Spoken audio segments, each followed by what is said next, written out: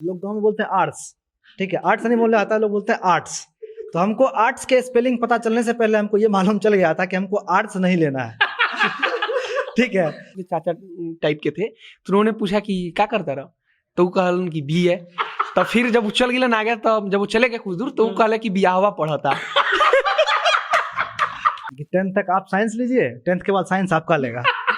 ठीक है, 11-12 के बाद जब जर्नलिज्म करना था, तो मुझे याद है कि हमारे मामा थे, तो कहते थे कि ठीक है जर्नलिज्म तो कर रहे हो, लेकिन और क्या कर रहे हो। ग्रेजुएट अब यूनिवर्सिटी था, तो कई सारे डिपार्टमेंट थे, कोई लॉ वाला था, कोई कुछ था, कोई कुछ था।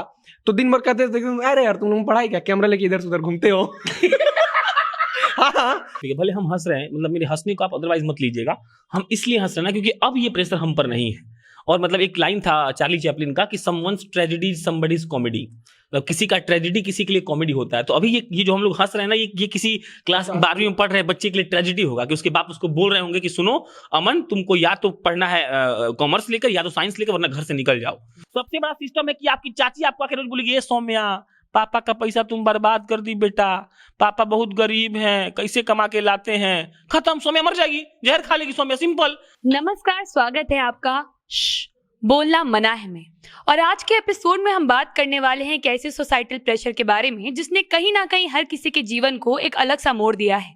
इसके बारे में मैं आपको अपने शब्दों में नहीं समझाऊंगी, बल्कि एनआईटी पटना के एक छात्र सत्यजीत ने मुझे कुछ लिखकर भेजा है, उनके ही शब्दों में आपको बताऊंगी। सत्यजीत से उनके मिश्रा अंकल ने कहा कि बेटा 10th के बाद क्या लेने वाले हो, साइंस या कॉमर्स। उन्होंने अब जवाब दिया कॉमर्स। तो सीधा सामने से जवाब आता है क्यों, पढ़ाई में मन नहीं है क्या। आगे उन्होंने लिखा है बस इसी सोच को तो बदलनी है। आगे उन्होंने अपने बारे में बताया कि वो साइंस स्ट्रीम से है, लेकिन उन्होंने साइंस का चयन सिर्फ और सिर्फ इसलिए किया क्योंकि उनके बड़े भाई साइंस के स्टूडेंट थे और उन्होंने कहा था, सुना था कि साइंस लो बेटा, आगे बहुत स्कोप है। लेकिन साइंस लेना अपने आप में बहुत चैलेंजिंग था क्योंकि बहुत ज़्यादा मार्क्स स्कोर करने पड़ते हैं। लेकिन परिवार वालों और दोस्तों की तरफ से बहुत प्रेशर आने के बाद उन्होंने पढ़ाई बहुत की, फिर भी मार्क्स उतने ठीक ठाक नहीं आ पाए। उन्हें एंड में इतना डर लगने लगा था कि अगर बोर्ड एग्जाम में साइंस आने तक के उनके नंबर नहीं आते हैं तो शायद उन्हें अपनी जान लेनी पड़ेगी और उनकी ज़िंदगी ही ख़त्म हो जाएगी। उसके बाद उनका कहना है कि उनकी जो सारी दिक्कतें थी, उनका जो मेंटल ट्रॉमा था, वो सॉल्व किया जा सकता था सिर्फ एक आसान सी चीज़ से कि काश उनके माता पिता उनके साथ बैठ के बात करके उनको समझा देते कि सिर्फ और सिर्फ साइंस में ही स्कोप नहीं है बेटा, तुम्हारी जो इच्छा है तुम वो करो, बस जो करो उसमें अपना पूरा मन लगाओ। ये बात हम सब में से किसी से छुपी हुई नहीं है कि 10th के बाद जब बच्चे अपनी करियर स्ट्रीम चूज कर रहे होते हैं तो उनके लिए वो कितना डिफिकल्ट पीरियड होता है। समाज में एक मिथ ये है कि जो पढ़ने लिखने वाले बच्चे होते हैं वो आर्ट्स तो कभी चूज कर ही नहीं सकते हैं, जो बहुत पढ़ाकू होते हैं वो अपने आप साइंस ले लेते हैं, जो पढ़ाई में थोड़ी चोरी करते हैं वो कॉमर्स ले लेते हैं, और आर्ट्स सिर्फ और सिर्फ वही ले सकते हैं जिनसे जिंदगी में कुछ होगा नहीं। प्रशांत जी और सृष्टि, आप दोनों ही आर्ट्स के स्टूडेंट रहे हैं, क्या आपको कभी इन चीज़ों का सामना करना पड़ा? पहला बात तो ये कि ये एपिसोड इसीलिए बनाया गया है क्योंकि तमाम ऐसे लोग हैं, और जब कहा जाता है बिहार के पढ़ाई के बारे में, एजुकेशनल सिस्टम के बारे में, तो किसी बिल्डिंग पर 4-5 लड़के चढ़कर कोई कागज दे रहे होते हैं और कहा जाता है कि ये तो बिहार में हो रहा होगा। तो इसीलिए ये एपिसोड जो है यहाँ पर इस पर कोई बात नहीं करता है। मेरा ट्रांसपोर्टेशन का बिजनेस है, अभी भी है, तो जो मेरे ड्राइवर लोग हैं वो चर्चा कर रहे थे कि प्रशांत क्या लेगा, और उस वक्त हम घर की माली हालत ठीक नहीं थी, तो 10th तो हम बाहर से किए थे, 12th के लिए गोपालगंज आ गए थे। और घर का बाद लोग पूछा कि क्या लेने वाले हो, तो अच्छी बात ये रही कि मेरे पापा कुछ नहीं बोले। हालांकि यहाँ पर मेरे लिए अच्छी बात है, ये सबके लिए नहीं होती है, बहुतों के पापा रगड़ देते हैं। तो मेरे पापा बोले ठीक है कोई बात नहीं है, तुम जो लेना ले लो। हम आर्ट्स ले लिए, और 10-20 दिन के बाद हम लोग बैठे हुए थे ड्राइवर के पास, हम और पापा गए, और ड्राइवर पूछा कि ए बाबू का ले बाड़ा, तो हम बोले कि आर्ट्स ले ले मानी। तो इसे आर्ट्स क्या करवा मर दिया, मतलब कि आर्ट्स लिए हो, ये क्या मतलब क्या। तो arts is not a subject according to the society. उनके हिसाब से आर्ट्स एक सब्जेक्ट है ही नहीं। अगर आप आर्ट्स ले लिए हैं तो या तो आप मतलब डिग्री लेना चाहते हैं, मतलब आप ये बोलना चाहते हैं कि सुनिए ना हम इंटरमीडिएट पास हैं, मतलब आप नाम का पढ़ाई कर रहे हैं, आप आर्ट्स मतलब कुछ नहीं होता है। और एट द सेकेंड पर्सपेक्टिव ये है कि लोग ये मान के चलता है कि पढ़ने वाला जो विद्यार्थी है वो सिर्फ साइंस या कॉमर्स ही लेगा। कॉमर्स का भी इज्जत कुछ ना कुछ थोड़ा बहुत है, आर्ट्स वालों बेइज्जत होते हैं। अब इसका एक दूसरा पर्सपेक्टिव जो बहुत जाना जरूरी है। हमको अभी भी लगता है कि मुगल काल पढ़ लेना बायोलॉजी और केमिस्ट्री और मैथ से बहुत ज्यादा हार्ड है। आपको ये तारीख याद कर लेना कि बाबर कब आकर बर्बाद किया था, कब आकर नालंदा विश्वविद्यालय को किसने तोड़ दिया था, ये बहुत ज्यादा कठिन है साइंस के हिसाब से। लेकिन हम लोग को मतलब आर्ट्स वाले स्टूडेंट्स को ये कभी समझा ही नहीं गया कि वो लोग पढ़ते हैं। पॉलिटिकल साइंस में डिबेट करना, पॉलिटिकल साइंस पढ़ना, कब राजनीति में क्या हुआ, कौन शास्त्र में क्या हुआ, कैसे कैसे बात चीज आगे बढ़ा, इसको याद कर लेना अपने आप में एक बहुत इतिहास का काम है। लेकिन लोग कॉमर्स को, मैथ को, साइंस को, बायोलॉजी को इतना प्रेफरेंस दे चुके हैं कि अगर कोई लड़का या लड़की आर्ट्स अभी भी लेता, अभी भी गांव में, तो लोग कहते हैं यार पढ़ने का मन नहीं होगा तो आर्ट्स ले लिया होगा, और डॉक्टर बनना होगा, चाहे सीईओ बनना होगा तो कॉमर्स ले लिया होगा। तो इसमें पता है क्या होता है, इसमें होता है ना कि आदमी का सोचने का पूरा तरीका बदल जाता है। अगर हम उस वक्त डेविएट हो गए होते जब हम आर्ट्स लिए थे, तब तो हम सोचे होते कि हाँ हमको कुछ करना नहीं, हम कुछ नहीं कर पाए होते। लेकिन कभी ये लोग जज ही नहीं कर पाए कि आर्ट्स लेकर पढ़ाई भी किया जा सकता है। लोग कहता है कि एग्जाम देने जा रहा है, किसका, हिस्ट्री का एग्जाम क्या होता है, जाके लिखना होता है, जाके लिख के चलाना है। क्या लिखना होता है भाई साहब, आप पढ़ेंगे तब ना कि कौन क्या हुआ था तब लिखेंगे, कि कुछ भी जाके लिख देंगे। तो ये एक बहुत बड़ा सोसाइटी का मतलब प्रॉब्लम है कि वो लोग आर्ट्स को पढ़ाई मानते ही नहीं है। हम भी आर्ट्स लिए थे। हम जब मेरा भी सेम था, पापा हमको खुद ही बोले थे कि तुम आर्ट्स लो क्योंकि तुमसे नहीं होगा, क्योंकि हम इतने टॉपर टाइप के थे नहीं कि मेरा साइंस में मन भी नहीं लगता, तुमको आर्ट्स बोले थे। लेकिन जब हम लिए तो हमसे एक बार कोई बोला था आर्ट्स लियो, आर्ट्स में पढ़ाई थोड़ी कुछ होता है, उसमें थोड़ी कुछ करना होता है, तो मजा मारने के लिए। यार आर्ट्स वाले का जिंदगी है यार, तुम लोग तो सिर्फ मजा करते होंगे। बट हम एक चीज बताते हैं, जैसे सबकी लाइफ में सबका एक अपना प्रॉब्लम होता है, वैसे ही जिसको जो सब्जेक्ट मिलता है उसके हिसाब से वो हार्ड होता है और वो पढ़ने वाला ही होता है। अगर आप आर्ट्स लेंगे फिर भी वो आपको उसमें पढ़ना ही पड़ेगा, क्योंकि हर चीज़ में पढ़ना पड़ता है। और दूसरा चीज़, मेरा एक रिलेटिव को हमको बोला था, हम नाम नहीं लेंगे, जब हम उनको बताया कि हम आर्ट्स लेते, तो वो हमको सच में ऐसा लाइन बोला था कसम से कि तुम, हमको शर्म आएगा दूसरे को बताने में कि तुम आर्ट्स लियो। और मेरे भाई बहन को बोलता था कि तुम सृष्टि की तरह मत बनना, वो आर्ट्स लिए, तुमको भी सृष्टि की तरह आर्ट्स लेना है क्या, तुम ऐसा क्यों करोगे। गांव का माहौल मतलब आर्ट्स के प्रति ये होता है। जब हम 10th के बाद 11th में गए थे तब हमको मतलब पता चला कि आर्ट्स का स्पेलिंग ARTS होता है। उससे पहले हमको पता था कि ARSE होता है। लोग गाँव में बोलते हैं आर्ट्स, ठीक है, आर्ट्स नहीं बोलने आता है, लोग बोलते हैं आर्ट्स। तो हमको आर्ट्स के स्पेलिंग पता चलने से पहले हमको ये मालूम चल गया था कि हमको आर्ट्स नहीं लेना है। ठीक है, गाँव में होता है कि जैसे कि पढ़ने मतलब जो पढ़ता लिखता है, जैसे कि क्या होता है कि अब जैसे बच्चा होता है जो सिर्फ मतलब पढ़ता है गांव में, एक होता है कि बाप का मतलब काम भी करता है, गाय खिलाना है, गोबर उठाना है, जो करना है भी करता है। तो क्या होता है कि जो एक सिर्फ पढ़ने वाला तबका होता है वो चला जाता है साइंस में, और जो गोबर उठाता है या फिर जो मतलब बाप का कुछ कर रहा है काम वाम तो ले लेता है आर्ट्स। ठीक है, तो आर्ट्स ले लेता है। तो हम लोग को बचपन में मतलब बोल दिया गया था कि आर्ट्स नहीं लेना है। हालांकि हमको आर्ट्स का मतलब पता नहीं था, कौन सा सब्जेक्ट था वो भी नहीं पता था। स्पेलिंग में हमको पता चला जब हम 12th में या फिर 11th में आए तब। हमको एक किस्सा याद है गांव का कि बीए होता है, बीए जो होता है तो हमसे नहीं किसी दूसरे से उन्होंने पूछा, एक गांव के चाचा टाइप के थे, तो उन्होंने पूछा कि क्या करता रहा, तो वो कहल कि बीए। तो फिर जब उछल गिलन आ गया, तो जब वो चले गए कुछ दूर तो वो कहले कि बियाहवा पढ़ा था। मतलब हाँ मतलब बीए कर रहा है, मतलब अब शादी के लिए पढ़ रहा है, वो पढ़ नहीं रहा है, शादी के लिए पढ़ रहा है। अमन जी, आपने 10th के बाद साइंस चूज किया था, तो एक शिकायत रहती है स्टूडेंट्स की अक्सर कि 10th तक जो हम लोग साइंस में पढ़ते हैं और 11th में आके जो मैथ्स बायोलॉजी केमिस्ट्री इन सब का जो सिलेबस आता है उसमें बहुत वास्ट गैप होता है। तो कहीं आपको लगता है कि हमारे एजुकेशन सिस्टम की प्रॉब्लम है कि 10th तक इतना सा पढ़ा के फिर 11th 12th में सीधा एक समुद्र दे देते हैं। एंड आप ये भी बताइए कि जो ट्यूशन सेंटर्स होते हैं आज साइंस वाले, उनमें कैसा प्रेशर क्रिएट होता है बच्चों पे IIT में एक सीट अपने लिए सिक्योर करने के लिए या एग्जाम्स में अच्छा परफॉर्म करने के लिए। देखिए, जहाँ तक आप कठिनता का बात करें तो उस पर एक मीम भी बनता है कि 10th तक आप साइंस लीजिए, 10th के बाद साइंस आपका लेगा। ठीक है, तो ऐसा होता है। और ये होता है कि जब जैसे कि 10th के बाद से जाते हैं, तो जैसे कि हम लोग आए थे, हम लोग पटना आए थे इंक्वायरी कर, 10th तक आप साइंस लीजिए, 10th तक आप साइंस लीजिए, 10th के बाद साइंस आपका लेगा। क्योंकि सच में मतलब बहुत ज्यादा भास्ट गैप होता है। आपका लिया था? हाँ, ले लिया था, ऑलमोस्ट ले ही लिया था। तो क्या पता कि जैसे कि हम लेके आए थे, तो हमको जब 10th में पढ़े तो मतलब उसमें थोड़ा बहुत रहता है, रिप्रोडक्शन थोड़ा बहुत है, केमिस्ट्री में थोड़ा बहुत है, मतलब ये बोलते हैं मतलब मास्टर लोग कि ग्लूकोज का बस फॉर्मूला तुम याद कर लो, तो और कुछ का तो तुमको रिक्वायरमेंट नहीं है। लेकिन जब आप 11th और 12th में आते हैं तो पूरा आपको उसका कैसे बनता है ग्लूकोज वो भी पढ़ना है। तो बहुत ज्यादा वो मतलब बोर रहता है, कम्प्लेक्स रहता है। लेकिन क्या होता है कि जैसे कि आप थोड़ा सा एक होता है ना कि गाँव से हमको बोला कि नहीं हमको साइंस में आगे बढ़ना है, ना हमको IIT ही करना है, हमको मेडिकल ही करना है, तो फिर हम लोग उस दबाव में ले लेते हैं साइंस। साइंस हमारा ले रहा होता है वो अलग बात है, लेकिन हम लोग उस दबाव में आकर के ले लेते हैं। और बहुत सारा ऐसा जैसे आप मतलब देखते हो कोटा का, जैसे बहुत सारा बच्चा मर जाता है, तो ये सब दबाव होता है जिसकी वजह से मर जाता है। और इसमें क्या होता है कि जैसे कि आप मान लीजिए कि आप IIT करने के लिए आते हैं, तो ये लोग इतने अच्छे मतलब रिसेप्शनिस्ट को बैठा के रखते हैं, एकदम सुंदर सुंदर एकदम मनमोहक बात करने वाली, कि लोग मतलब लगेगा कि जैसे कि साइंस कुछ और चीज़ है, मतलब ठीक है, लेकिन उनका जो थ्योरी सामने में रखते हैं एकदम लगता है कि एकदम IIT तो हो ही जाएगा एकदम। उस बीच में जो भास्ट गैप जिसके बारे में आप बोल रहे थे उसका पता नहीं चलता है। और बहुत सारा बच्चा जिसको मतलब अपना कुछ करना होता है लेकिन नहीं कर पाता है, 2 साल 3 साल पढ़ता है, कुछ नहीं होता है, बाद में फिर पता चलता है कि मतलब कुछ नहीं हुआ, फिर उसका मजाक बनता है, आत्महत्या कर लेता है, ब्याह नहीं होता है, नौकरी नहीं होता है, ये सब होता है। मोहित, जब 10th के बाद आपको आगे अपना करियर चूज करना था, तो आप एक बात बड़ी ऑनेस्टली बताइएगा कि साइंस लोगे तो डॉक्टर इंजीनियर बनोगे, कॉमर्स लोगे तो MBA या CA बन जाओगे, इसके अलावा और किन किन करियर ऑप्शंस के बारे में जानकारी थी आपके पास? उसमें BBA MBA मतलब ऐसा समझ में आता था कि 12 के बाद मतलब क्या क्या कर सकते हैं, तो या तो इंजीनियर, डॉक्टर, उसके अलावा BBA MBA BCA MCA, ये मतलब बेसिक हमको पता था। जर्नलिज्म का हम नहीं जानते थे। जब हम 11th में गए तो हमारे मन में कुछ ऐसा आइडिया नहीं था कि जर्नलिज्म भी कुछ होता है। और उस समय क्या था कि पापा की तरफ से कुछ ऐसा नहीं था। पापा कहते थे कि जो करना है करो, मैथ लेना है तो मैथ लो, बायो लेना है बायो लो। फिर कई दोस्त थे जो भी मैथ लेना नहीं था, क्योंकि मैथ ले लेते तो फिर वही होता मैथ हमारा ले लेता।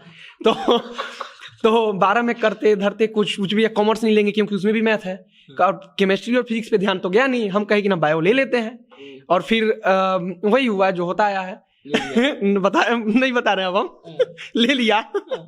उसके बाद से अभी 11-12 जब हम मतलब बायो से कर लिए, 11-12 के बाद जब जर्नलिज्म करना था तो मुझे याद है कि हमारे मामा थे, तो कहते थे कि ठीक है जर्नलिज्म तो कर रहे हो, लेकिन और क्या कर रहे हो?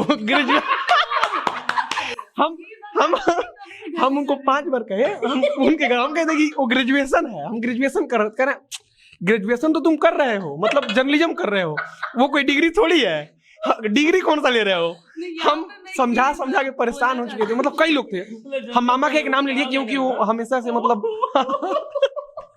हाँ मतलब कॉलेज में इसे अब घूमते रहेंगे ना, कॉलेज में अब यूनिवर्सिटी था तो कई सारे डिपार्टमेंट थे, कोई लॉ वाला था, कोई कुछ था, तो दिन भर कहते थे अरे यार तुम लोग पढ़ाई क्या, कैमरा लेके इधर से उधर घूमते हो। हाँ, ऐसे यूनिवर्सिटी में हुआ था कि कैमरा लेके इधर से उधर घूमते थे, पढ़ाई लिखाई कुछ नहीं होता है जर्नलिज्म में। तो यही है एक चीज मैं बोलना चाहती हूँ, अभी जर्नलिज्म की बात चल रही है। थोड़े दिनों पहले मेरे किसी फ्रेंड ने अपने स्टेटस पे मीम डाला था कि ऐसे होता है बाकी कंट्रीज में कि मीडिया की पढ़ाई करो, सच एन इम्पोर्टेंट जॉब, और इंडिया में आके अच्छा न्यूज ही तो पढ़ रहे हो ना, न्यूज का जानकारी दे रहे हो, बस न्यूज है, ये पढ़ाई थोड़ी है। और ये जो मोहित बोल रहे हैं ये इतनी, आपको तो फिर भी कॉलेज में बोला जा रहा था, अभी मेरी जनता जंक्शन में जॉब स्टार्ट हो चुकी है, शो है मेरा अपना, मेरी बुआ जी का फोन आया, बेटा क्या चल रहा है, बताया कि ऐसे ऐसे बुआ चल रहा है न्यूज रिपोर्टिंग। हाँ वो सब तो ठीक है, आगे का क्या सोचा है? यही है कॉमेडी शो हो गया। पता है ये सब हंसी मजाक की बातें हैं, लेकिन ना हम लोग ये समझ ही नहीं पाते। अब हम लोग इस चीज पे बैठ के हंस पा रहे हैं, लेकिन जब 10th और 12th के बाद जब बच्चे फ्रेश निकलते हैं तो वो इतना बड़ा दिमाग पे प्रेशर रहता है कि मतलब जब मैंने 10th के बाद खुद साइंस लिया था तब पूरे फैमिली में वैसे गुड्डू साइंस लेके पढ़ रही है, साइंस लेके पढ़ रही है। अभी कुछ ही दिनों पहले मेरे एक अंकल आए, घर में घुसते उन्होंने पहली चीज ही बोली, वाह बेटा तुम न्यूज एंकर बन गई हो, बहुत खुशी की बात है। पर बेटा इंजीनियरिंग करते करते तुम यहाँ कैसे पहुंच गई? इंजीनियरिंग कभी की ही नहीं थी। ये लोग ये समझ ही नहीं पाते कि साइंस एक स्टूडेंट इसलिए चूज कर रहा है क्योंकि उसको उसके सब्जेक्ट्स पसंद है। अगर कोई अभी भी मुझे बोलेगा कि रिवर्स में जाके क्या चूज करोगे, मैं साइंस ही चूज करूंगी क्योंकि मैं उसी सब्जेक्ट में इंटरेस्ट था। लेकिन ये समझ पाना कि एक बच्चे को साइंस में इंटरेस्ट है लेकिन इंजीनियरिंग में इंटरेस्ट नहीं है, ये हमारी सोसाइटी शायद एक्सेप्ट नहीं कर पाती है। इंजीनियरिंग डॉक्टर तो चलिए बहुत बड़े कोर्स हो गए। कभी आप लोगों ने ऐसा फील किया है कि जैसे अलग जो कोर्सेज है, जैसे मास कॉमिक हो गया, उसके बाद होटल मैनेजमेंट का जो कोर्स होता है या फिर एयर हॉस्टेस का जो कोर्स होता है, उनके लिए हमारी सोसाइटी में बहुत ज़्यादा रिजेक्शन है?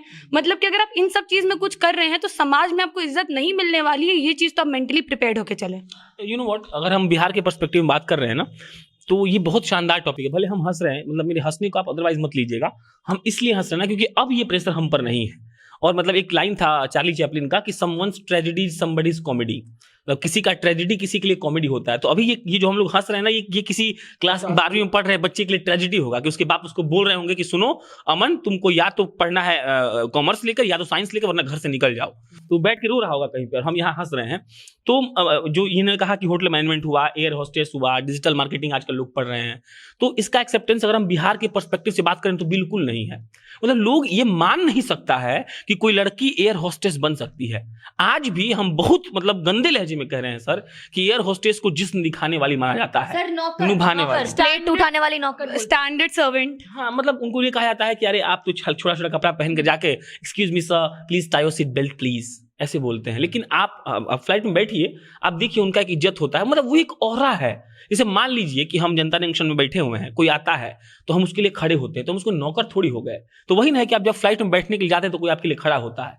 होटल में लोग हमारे गाँव में बोलता है बैरा बोलता है कि बैरा है, क्या क्या क्या कहिएगा सर। और कितना बार तो मजाक, अब यही सब याद आ रहा है हमको।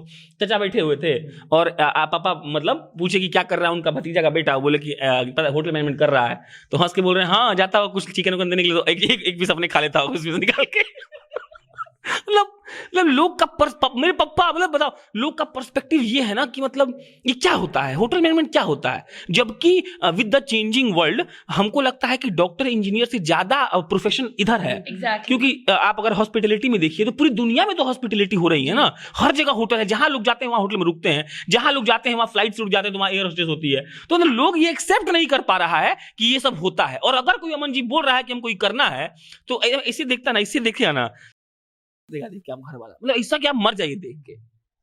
मेरे सामने भी एक लड़का बैठा हुआ है, नाम नहीं बता रहे हैं, सामने बैठा हुआ उधर, तो वो कर रहा है होटल मैनेजमेंट, ठीक है, LPU से कर रहा था, अभी छोड़ दिया, हालांकि कर रहा था। तो उसके एक भैया है, वो कुछ कर रहे हैं, मतलब अच्छा उनका कंपनी कुछ है। तो ऐसे एक दिन पूछे क्या कर रहे हो, तो बोला होटल मैनेजमेंट। तो क्या करोगे इसके बाद, मतलब इसमें क्या पढ़ते हो, क्या करोगे इसके बाद। तो बोला कि कौन होटल मैनेजर बनेंगे। तो मैनेजर बनने के लिए तुमको 4 साल पढ़ना पड़ेगा, हमारे कंपनी में आ जाओ, तुरंत पढ़ा देंगे, तुरंत सीख जाओगे। मतलब कि ये कोई कोर्स है ही नहीं, मतलब कोर्स पूरा एकदम फालतू है। मतलब अगर आपको बनना है मैनेजर तो आप किसी कंपनी में काम कर लीजिए, वहां समझ जाइएगा। नहीं, एक्चुअली होटल मैनेजमेंट को लेके तो बहुत ज्यादा मिथ्स हैं। एक बार मेरे एक मित्र हैं, वो भी होटल मैनेजमेंट कर रहे हैं, उनकी प्लेसमेंट हो गई, अच्छा कमा रहे सब कुछ। तो किसी से बात में ऐसे ही बताया कि होटल मैनेजमेंट करा है, अच्छा वेटर बनेगा, लोग का जूठा ग्लास उठाएगा। मुझे लगता है ये चीज़ मैंने पर्सनली फील किया है कि करियर ऑप्शंस को लेके स्कूल्स वगैरह में भी ज़्यादा बच्चों को आइडिया दिया नहीं जाता है। इसीलिए जब बच्चे मतलब 10th भी छोड़ी, 10th के बाद तो फिर भी साइंस कॉमर्स आर्ट्स तीनों में से एक चूज कर लेना है। उसके बाद जब जिंदगी आगे निकलती है, कॉलेजेस का फॉर्म भरने का टाइम आता है, ये प्रेशर शायद सबने फील होगा, कहाँ जाए कहाँ नहीं जाए। और वहाँ मुझे लगता है कि हमारे स्कूल का, हमारे एजुकेशन सिस्टम का, इन सब का एक बहुत बड़ा एक लूप होल है कि बच्चों को उतने करियर ऑप्शंस के बारे में बताया ही नहीं जाता है कि आप कर क्या सकते हो। जो एक प्रॉपर एक गाइडेंस की ज़रूरत होती है कि आप ये भी कर सकते हो, ये भी। जैसे अच्छा आप ही मुझे बताइए, अगर मुझे पायलट बनना होगा तो मुझे क्या कोर्स करना चाहिए? पायलट का कुछ कोर्स होता होगा, हाँ नॉर्मल सा, but we are not going deep. हाँ बिल्कुल, हाँ नहीं एग्जैक्टली, ये एक्चुअली वही NIT पटना के बहुत सारे स्टूडेंट्स ने क्वेरीज लिख के भेजी थी। तो उनमें एक चीज़ ये थी कि 12th तक उसने साइंस लिया, 12th के बाद उन्होंने 1 साल ड्रॉप ले लिया। जब उन्होंने ड्रॉप लिया तब उनको उनके एडवाइस देने वालों ने कहा कि काम करो, इंजीनियरिंग मत करो, अगर तुमको पायलट ही बनना है तो उसका कोर्स तो कुछ और भी होता है, वही कर लो। तो आपको क्या लगता है कि हमारा स्कूल सिस्टम जो है उनको किस तरीके से बदलाव लाना चाहिए कि बच्चे ऐसा लॉस्ट फील ना करें? मतलब इससे पहले हम एक और चीज जोड़ना चाहते हैं आपको, मतलब ये पॉइंट पे आएंगे, लेकिन इससे पहले हम कुछ याद आया वरना भूल जाएंगे हम। एक हम लोग का इंडिया का बड़ा दिक्कत बता रहे हैं, बिहार में तो है, बिहार में 100% है, इंडिया में 95% होगा कि हम लोग किसी प्रोफेशन को इक्वली देखते नहीं। अमन जी, अब बात करते हैं हम लोग अपना पहला स्टार्टअप जब शुरू किए थे तो हम और अमन और अंकित और मेरा एक दोस्त और था, कैमरा पे नाम नहीं लेंगे उसका, हम लोग सोचते कि हम लोग सिक्योरिटी गार्ड बन जाएंगे किसी भी बिल्डिंग के नीचे। आप बात समझिए, इसलिए बन जाएंगे क्योंकि कॉलेज का पैसा दिया जा रहा था, स्टार्टअप करना था, और घर से जो पैसा खाने पीने का आ रहा था वो खत्म हो जा रहा था। तो स्टार्टअप करने के लिए कुछ पैसा चाहिए था। तो हम लोग सोचे कि मान लो 4 आदमी सिक्योरिटी गार्ड बनते हैं तो 8,000 मिलेगा, तो 8 चुका 32,000 हो गया। ठीक है, तो 32,000 अगर 3 महीने कमा लेंगे तो 1-1.5 लाख रुपया हो जाएगा। तो कैमरा माइक खरीद लेंगे, स्टार्टअप कर लेंगे। लेकिन हम लोग पता है सिर्फ इसलिए नहीं किए ना कि कोई कॉलेज का कोई लड़की उड़की रात में आ गई, निकल गई, कोई लड़का निकल गया, कहीं जोमेटो से डिलीवरी बॉय आ गया कोई, और हम लोग को देख लिया। तो इस मतलब ये डिस्कशन बिल्कुल सही है कि पायलट के बारे में पता होना चाहिए, लेकिन उससे पहले ये डिस्कशन करिए कि भाई हम लोग हर प्रोफेशन को इक्वली देखें। मतलब अगर कोई स्वीपर है तो स्वीपर मतलब उसका नौकरी है, वो जॉब कर रहा है, उसके लिए उसको पैसा मिलता है। जैसे आप यहाँ नौकरी कर रही हैं, आपको 2,000 रुपया मिल रहा है, उसको वहां 1,000 रुपया मिल रहा है, तो आप भी तो नौकर हैं, वो भी नौकर है, हम भी नौकर हैं। तो हम प्रोफेशन को इक्वली देखते ही नहीं है। और सबसे बड़ा प्रॉब्लम तब राइज होता है कि डॉक्टर क्यों बनना है किसी को, भाई साहब IITian क्यों बनना है? क्योंकि IITian is a prestigious job, doctor is a prestigious job. और प्रेस्टिजियस जॉब क्या नहीं है? वॉशरूम को साफ करना प्रेस्टिजियस जॉब नहीं है। लेकिन अगर एथिकली बढ़िया तरीके से वॉशरूम साफ किया जाए ना, तो अमेरिका का लोग सब पहन के आता है इतना मटेरियल ना कि फट जाएगी लोगों की इंडिया की देख के। तो पहला बात तो ये हो गया कि हम इंडियंस को, हम बिहारीज को सब प्रोफेशन को बहुत इक्वली देखना पड़ेगा, चाहे वो जर्नलिज्म हो, चाहे वो होटल मैनेजमेंट हो, चाहे वो पायलट हो, चाहे वो ब्यूटी पार्लर हो। वो इक्वल है, जॉब इज अ जॉब। अब बताइए करियर ऑप्शन पर, सच्चाई हमको जर्नलिज्म के बारे में मालूम था, लेकिन जर्नलिज्म के बारे में मालूम होना इट डजंट मीन कि हम बहुत ज्ञानी हैं। हमको बहुत कुछ के बारे में मालूम नहीं था। हमको जर्नलिज्म के बारे में इसलिए मालूम था कि हम बोलते थे, हमको 2-4 दोस्त 11वें में बोलते था कि ऐसे पढ़ाई होता है, तो हम रिसर्च कर लिए, उसके अलावा हम कुछ मालूम नहीं था। और इसका सौम्य रीजन सिर्फ यही है कि हमारे पेरेंट्स, हमारे बिहारी पेरेंट्स नॉर्मल बात से उठ ही नहीं पा रहे हैं कि आईआईटी, डॉक्टर या फिर किसी अन्य प्रोफेशन के अलावा कुछ और में भी लड़का जाए तो उसको सक्सेसफुल माना जा सकता है। अगर इसका ब्रॉड पर्सपेक्टिव देखिएगा तो दहेज इज ऑल्सो अ रीजन। अगर कोई आईआईटीएन बनता है, ग्रुप बी में उसका रेलवे में नौकरी लग जाएगा तो उसको दहेज मिलता है। लेकिन वही अगर कोई बोले कि बाहर आके हम डिजिटल मार्केटिंग कंपनी चलाते हैं, तो यहाँ बुढ़वन सबको डिजिटल मार्केटिंग का मतलब नहीं पड़ा होगा। कुणाल कामरा एक कॉमेडियन है, हालांकि बहुत ज्यादा मतलब क्या है, कंट्रोवर्सी में रहते हैं। वो कहते हैं कि 50-55 साल के बाद आदमी सठिया जाता है। सठिया कैसे जाता है? वो आदमी को जज कर लगता है अलग तरीके से। वो बोलेगा कि डिजिटल मार्केटिंग करते हैं, कितना कमाते हैं? 3 लाख। ये कौन पढ़ाई है? वो ब्याह नहीं करेगा अपनी बेटी का आपसे। बूढ़ा जो होता है पगला जाता है। तो ऑप्शन इसलिए नहीं है ना कि हमारा सोसाइटी पहले तो ये एक्सेप्ट नहीं कर रहा है कि प्रोफेशन और ऑल प्रोफेशंस आर इक्वल। और तीसरा बात कि हम लोगों के दिमाग को बांधा गया है सौम्या जी, आपका, हमारा, सब लोग का। हम लोग पैदा होते हैं और हम लोग फिल्म में क्या देखते हैं, एक डॉक्टर आता है तो उसका गेट लोग खोलता है। आपने कभी देखा है किसी फिल्म में कि स्वीपर को किसी ने जी बोला हो? नहीं बोलता है, झाड़ू मार। तो हम लोग के दिमाग में बैठा हुआ कि we have not to sweep. हम झाड़ू तो कभी नहीं लगाएंगे, कुछ भी कर लेंगे, हम झाड़ू नहीं लगाएंगे, हम कंपाउंडर नहीं बनेंगे भाई साहब, डॉक्टर बनेंगे। तो ये हमारा जो समाज है ना, हम लोग को बांध के रख दिया एक पर्टिकुलर चीज पे। और इसका रिफ्लेक्शन दिखता है बाजार में। बाजार में अगर आप जहाँ हम लोग बैठे हुए हैं वहाँ अगर अपना आसपास आप देख लीजिए तो बहुत सारा ऐसा क्लासेज होगा जो आईआईटी का प्रिपरेशन करवा रहा होगा। बहुत सारा ऐसा क्लास होगा, कोटा है पूरा भरा हुआ है, नामी है बीटेक के लिए या फिर आईआईटी की तैयारी के लिए। पटना है पूरा एकदम बीटेक, आईआईटी, मेडिकल जो है। लेकिन आपको कहीं भी मतलब होटल मैनेजमेंट का या फिर इस टाइप का कोई भी इंस्टीट्यूट नहीं मिलेगा। और ना ही मतलब कभी आता है सरकार का इस पे कि हम इतना जगह होटल मैनेजमेंट का मतलब कॉलेज खोल रहे हैं, इस टाइप से कुछ। तो ऐसा होता है जैसे कि मतलब आप बोल रहे थे कि इंडिया तक ये है, जैसे दूसरे देशों में क्या होता है, वहाँ पे हर प्रोफेशन को वो मिलता है वो रिस्पेक्ट। जैसे कि ओबामा की बेटी वहाँ क्या कर रही है, कहीं होटल में कुछ काम कर रही है, तो वहाँ पे उसको मतलब उसके लिए एक अच्छा काम, मतलब वो काम कर रही है, दैट्स मतलब उसका वो है। एक और चीज रहती है जब हम लोग ये करियर वगैरह की बात कर रहे हैं, तो कि मेरा मान लीजिए सोशल साइंस के सब्जेक्ट में, अभी मैं स्पेसिफिकली बात करने वाली हूँ हमारे जो एजुकेशन सिस्टम में स्कोरिंग और सीट कैसे दी जाती है उसके बारे में। तो क्या होता है कि मान लीजिए 10th का मेरा रिजल्ट आता है, सोशल स्टडीज मेरा मेन इंटरेस्ट है, ठीक है, मेरे को आर्ट से रिलेटेड जितने सब्जेक्ट हैं सब में मेरा स्कोर बहुत अच्छा गया है, बहुत एकदम शानदार। मैथ्स में मेरे नंबर कुछ कम रह गए, मेरा ओवरऑल ग्रेड नीचे चला जाता है। उसकी वजह से क्या होगा कि मुझे जो डिजायर्ड सीट चाहिए, क्योंकि सबसे मुझे लगता है इंडिया में जितने भी एंट्रेंस कॉलेजेस है, जो एंट्रेंस एग्जाम है, उसका सिस्टम इतना खराब है कि ओवरऑल पे जज कर लेते हैं, सब्जेक्ट वाइज उस चीज के बारे में बात ही नहीं होती। जो सीट मैं बिल्कुल डिजर्व करती हूँ वो सीट भी मुझे नहीं रह पाती है। मोहित, आप यहाँ पे सबसे यंग, इसलिए मैं आपसे जानना चाहती हूँ कि इस आपने कभी फील किया कि कोई डिजर्विंग अपने सब्जेक्ट में वो माहिर था लेकिन किसी और सब्जेक्ट में कम मार्क्स आने की वजह से उसकी सीट रह गई? हम खुद अपना बता देते हैं ना। हम खुद, जैसे कि हम शुरू से बता रहे हैं, हम बायो ले लिए थे।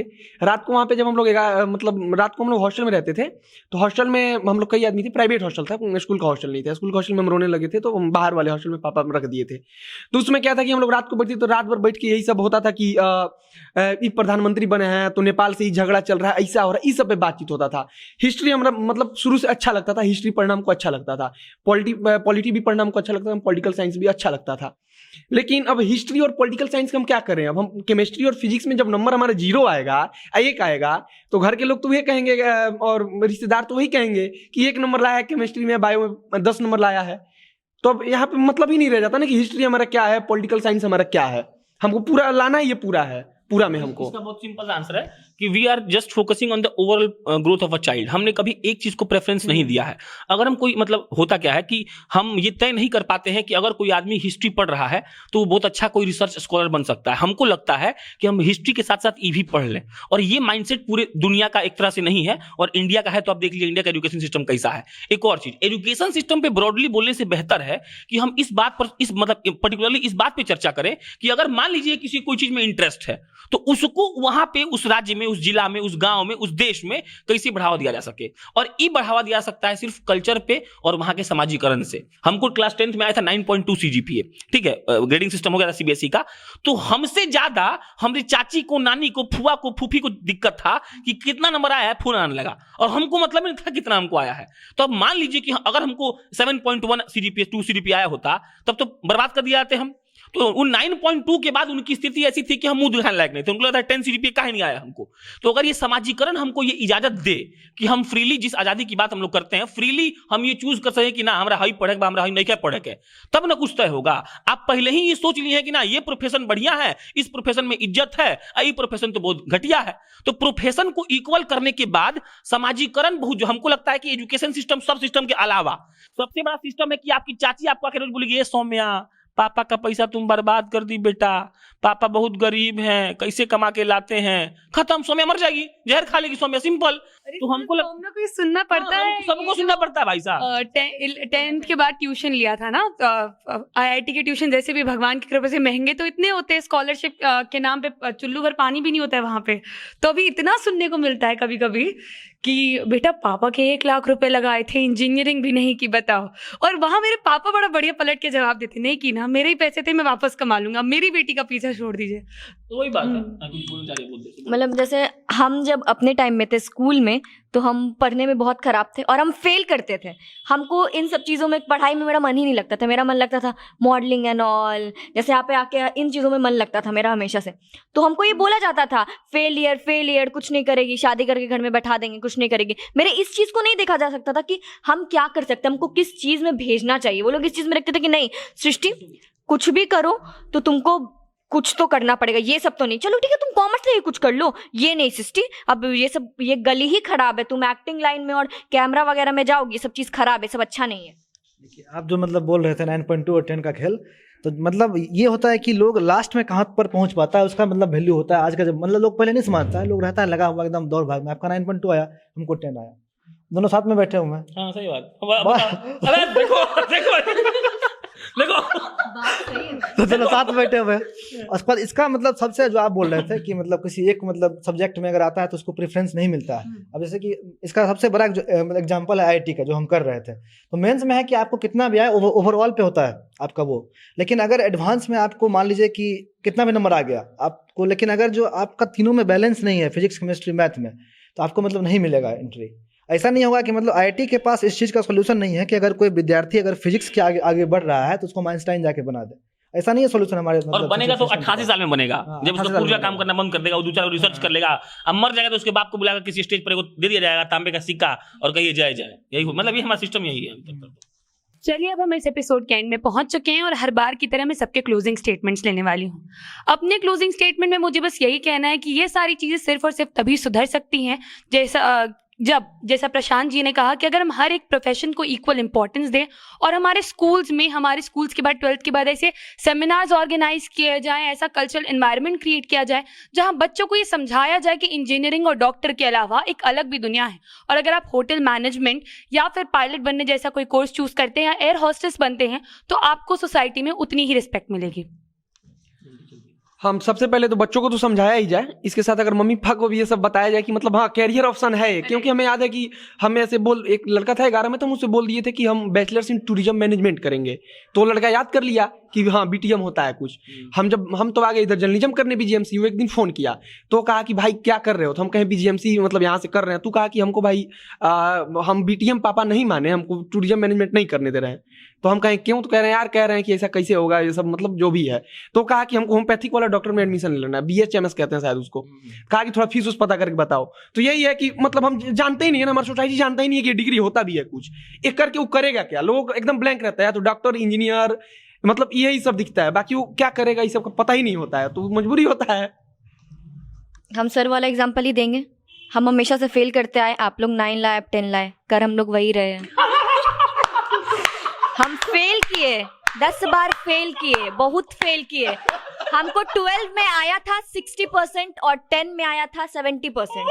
फिर भी हम लोग अपना हम नहीं बता रहे हैं, नहीं तो फिर भी आई बैठे, तो पेरेंट्स को ये चीज समझना चाहिए। बेस्ट एग्जांपल था भाई साहब। हाँ, तो मेरे रिश्तेदारों से मेरी बहुत लड़ाइयाँ हुई हैं, बहुत सीरियसली बोल रहे हैं हम। बहुत लोगों को गाली दिए हैं, बहुत लोगों से मेरा बनता नहीं है, बहुत ऐसे लोग हैं जो मेरा शक्ल देखना पसंद नहीं करते हैं। तो लड़का सबके लिए, लड़की सबके लिए यही रहा कि पढ़ो खुद से। सेमिनार वाले धंधा कर रहे हैं, वो आएंगे तो तुमसे पैसा लेंगे 10,000 रुपया बैठने का, कि इसमें बैठो तो तुमको 10,000 में करियर ऑप्शन नहीं, खुद से पढ़ो। और जो कोई पूछने आए ना कि क्या कर रहे हो बाबू, तो बोलना जस्ट डैश ऑफ, ठीक है, इसलिए वर्ड यू नहीं यूज कर रहे हैं। और उस वक्त तक करते रहना जब तक तुमको सेटिस्फैक्शन मिले, संतुष्ट रहना, करते रहना। देखिए अब थोड़ा सा है ना कि मतलब माता पिता के सेंस में क्या हुआ कि अब थोड़ा सा सख्ती थोड़ा सा कम हो गया है, ठीक है। मतलब ऐसे कि मतलब पहले था कि जो बाप बोल दिया या फिर माँ बोल दी वो करना है, घर से जो बोल दिया वो करना है। अब क्या होता है कि 3 साल करने के बाद बच्चा कुछ नहीं कर पाता है, तब बोलता है कि हमको ही करना, चलो ठीक है कर लो, ठीक है। लेकिन यही समझने का जरूरत है कि 3 साल जो आप पैसा बर्बाद करवा दिए, उस 3 साल में मतलब अगर पहले ही अगर आप उसको वहाँ भेज देते तो हो सकता था कि उसमें खुश रहता, उसमें अच्छा करता। तो मतलब जो एजुकेशन सिस्टम है उसके लिए तो है ही, और माता पिता के लिए भी बहुत सीख है कि कुछ देखिए।